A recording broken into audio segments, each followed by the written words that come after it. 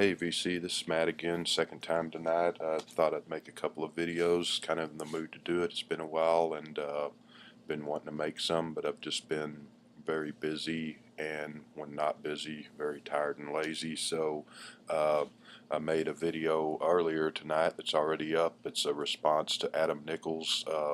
It's not really a contest, it's just he was asking questions about the White Album and With the Beatles, both of which came out on November 22nd in 1963 and 68 respectively. So I responded to that. If you check that out, and if you haven't watched Adam Nichols videos or subscribed to his channel, I would highly recommend it. He's makes some great videos on the Beatles and a lot of other good music, so he's worth checking out there. Um, what I thought I'd do, been thinking about this for a while, was the best of the year 2013 albums. I was going to do my favorite albums of the year as far as new releases, and I was also going to do my favorite reissues of the year, which I might split this into two videos because I do tend to talking before I know it. I'm up to 20-30 minutes, so um, I'm kind of surprised to be doing best of the year because it's been a long time since I've had enough new release albums in any given year that it would be more than just one or two albums. I used to look forward to the top 10 albums of the year in the magazines and stuff way back when, but uh, for better or worse, I'm one of those kind of, there ain't been no good music since Purple Rain or the Go-Go's released talk show or whatever. I tend to, for me anyway, something around 84, 85 music kind of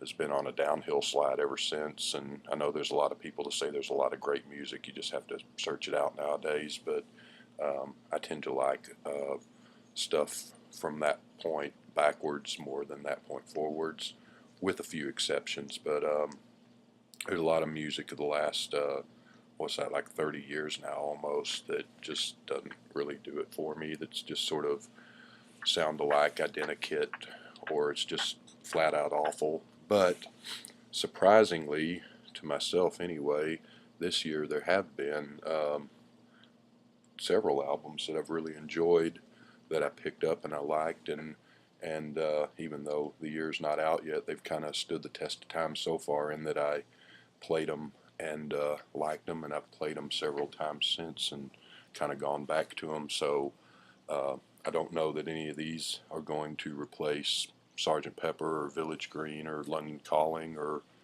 things like that in my heart. Kind of doubt it, but I do like them, and to varying degrees.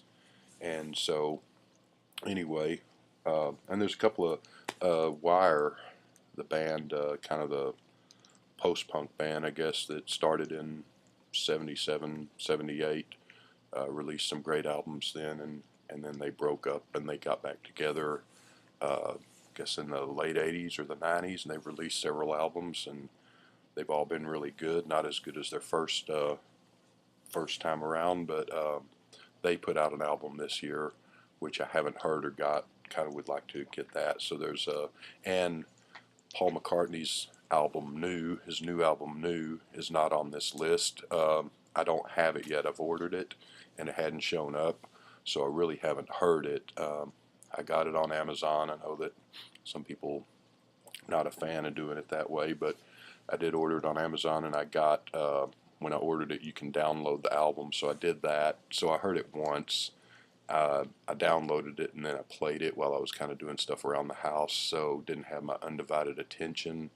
I so I haven't heard it more than once. I don't, not enough to have an opinion, and I could play it all I want because it's on iTunes now, but I'm waiting for the album to come because I just want to kind of get the experience of putting the record on and listening to it and sitting there and forming an opinion. So Paul McCartney is not on this list because I haven't heard it enough to get an opinion yet. So we'll start off. Veronica Falls. This is their second album. Um, I got their first album too when I bought this, both on vinyl.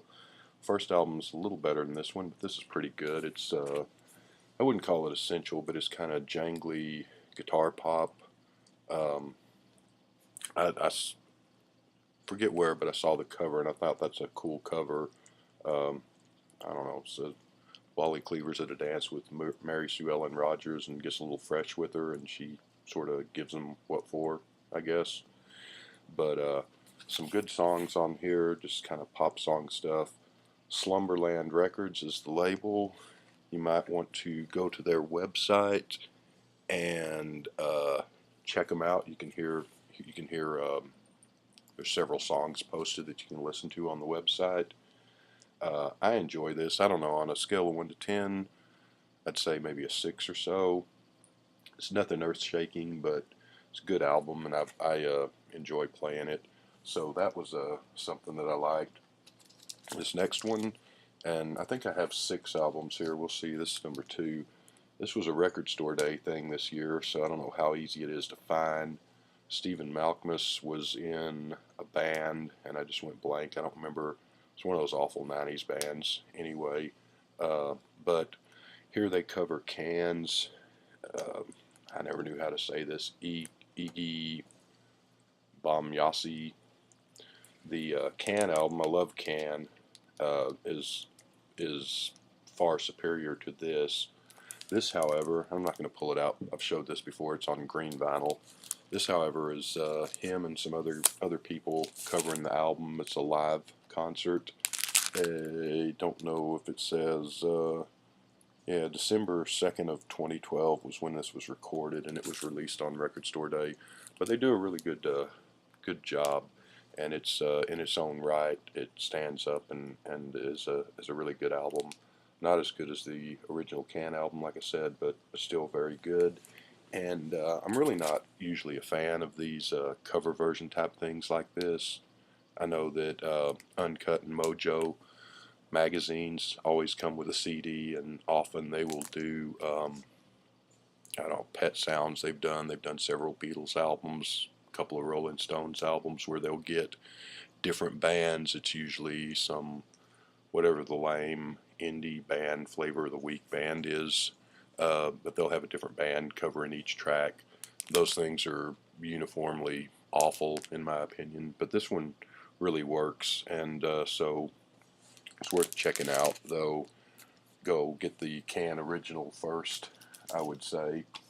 This next one is also something that I saw posted and people raving about, and saw it posted in the VC, saw it posted on another record message board website that I go to. Uh, and so, yeah, Stephen Wilson's was it The Raven That Refused to Sing? And it's got a great cover, too. That's what kind of caught my eye. That's one of my favorite covers of recent years. I love that. And he was in a band called Porcupine Tree, or maybe he still is, I don't know. I've not ever heard them, and I've not heard his other stuff, but here you got the inside, you got this big ass mean looking bird up to something there. Um, it's kind of modern day prog rock, I guess, which I'm not a fan of prog per se, though there is some that I do like. Can, I guess, is more krautrock than prog rock if you want to get into labels, but they tend to carry on with the 20-minute songs. I love Can, Van de Graaff Generator, kind of like, but mainly my 60s garage rock and girl group and new wave and punk rock sensibilities dictate that songs should be 2 to 4 minutes, but this I like, and this, some of it's kind of jazzy, some of it's kind of proggy. There's even bits in here that don't really sound like, but in spirit kind of remind me of Lucifer Sam off of Piper at the Gates of Dawn, the first Pink Floyd album. One little bit kind of reminds me of Batman, even though it doesn't really sound like it, the Batman theme. And there's bits in here that remind me of Pink Floyd, circa, say, Adam Hart Mother era, metal maybe. But yeah, I've really enjoyed this. It's a double album, and I like all 4 sides. So that's good stuff, I think. Uh, those are the inner sleeves. It's another album that A lot of people talked about this year. My Bloody Valentine's first album in 20 some years, I think. Uh, this is kind of a fuzz guitar, droney, narcoleptic, dreamy, gauzy sounding thing with muted vocals and just a weird, beautiful album. I really enjoyed this. I have actually, Loveless is the famous My Bloody Valentine album from, when did that come out? 91, 92, which is one of those classic or iconic albums that I've never heard, which might not be a bad idea for a video response. Classic albums that you've heard of but never heard. That might be fun. So this is the only one I've heard by them, except Kevin Shields did some soundtrack music to the was the Bill Murray Scarlett Johansson movie. Just went blank, where they're in Japan. He did some soundtrack music to that, but this I really enjoy, and it's just kind of guitar heavy, fuzzy, droney, downbeat, I guess, but in a good way. Maybe, I don't know. I like that one. So there is that. What are we missing? That was number 3. Okay, this was the same time as I got the Veronica Falls album when I went to the website, that their record label's website, and found the album. I found this as a band, and I've showed them before. I don't know if that's going to show up. The name of the band is Girls' Names, and the album title is The New Life. And this might be one of my favorites of the year. I really love this album. This is sort of came out this year, but it's sort of a great loss. 1981 post-rock, post-punk, kind of new wave sounding thing. Kind of reminds me I don't know, Flock of Seagulls, but a better version, and Joy Division sort of kind of sounds like that. Sort of just sounds kind of 1980-81 era music. And they have, I think this is their second album. I want to get their first, and I haven't yet. But anyway, just a really great band. They're from, I don't know where they're from, England or something, I guess. It says on here, I think, but I don't remember. So that is definitely go to Slumberland. Girls' Names. I would highly recommend that. Go there and you can listen to 3 or 4 of their songs off this album on their website there, slumberlandrecords.com, I guess it is. This is Calexico Spiritoso, I guess, Spiritoso. Calexico, I have one other album of theirs on CD, Feast of Wire. They've been around, I think, since the early 90s. They have quite a few albums. This was a record store day thing also. The same time I got the Can album, I got this. It's got a really cool cover in there. Pictures on the gatefold. Love the cover for some reason. This is a live album, which comes from 2 concerts. And I got number 267 of however many they made for Record Store Day. So I don't know how easy this is going to be to find anymore because it was a limited release. But if you can track it down, I would definitely recommend that. That and The Girl's Life, those are probably, well, in the one I'm about to show, those would be my top 3. The other ones I like quite a bit, but these would top the list. They are kind of not really country, but blues, mariachi, spaghetti western sounding music. There's vocals, and a lot of the songs are just instrumental. It's kind of moody, cinematic feel to it. I enjoy this a lot. I would definitely recommend this. And the CD I have from them, Feast of Wire, came out early 2000s, I think, late 90s, and I need to check some more of their stuff out because that's really good too. But this is a great album. I really enjoy it. If you like kind of the old Sergio Leone spaghetti westerns, and was it who's the guy that did all the music for those? Enrico Marconi, probably saying his name wrong, but kind of reminiscent of that sound. And you just kind of little movies play in your head, or mine anyway, when I listen to it. So that's great stuff. Like I said, I was surprised that I like the Steven Wilson album so much because I'm not a huge prog fan by any means.